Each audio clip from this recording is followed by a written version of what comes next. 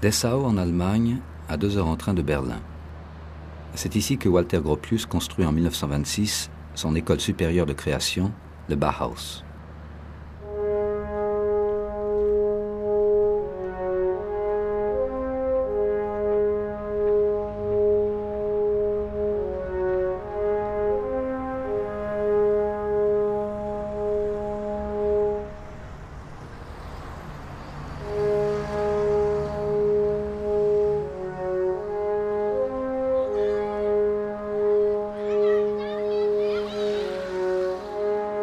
Ce bâtiment surgit alors aux yeux des habitants de Dessau comme un bien étrange objet, avec ses murs de verre, ses angles droits et ses toits plats.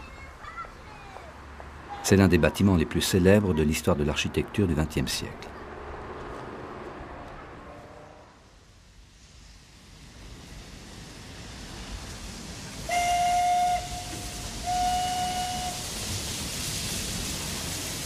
Le 4 décembre 1926, un train à vapeur pénètre dans la gare de Dessau.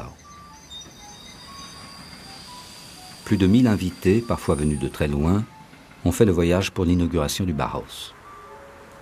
Le bâtiment se trouve à la lisière de la ville. Les invités traversent une cité ancrée dans les siècles passés.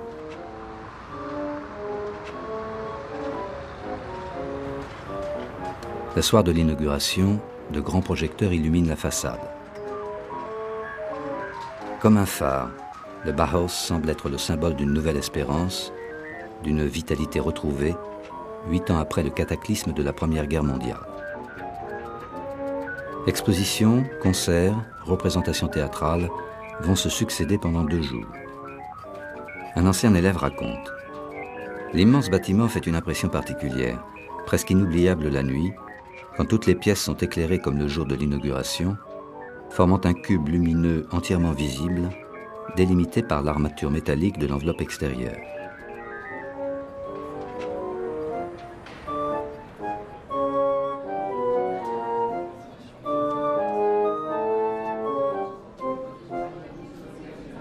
Hommes politiques, artistes et chefs d'entreprise se pressent autour de Walter Gropius. À 43 ans, l'architecte du Bauhaus en est aussi le directeur.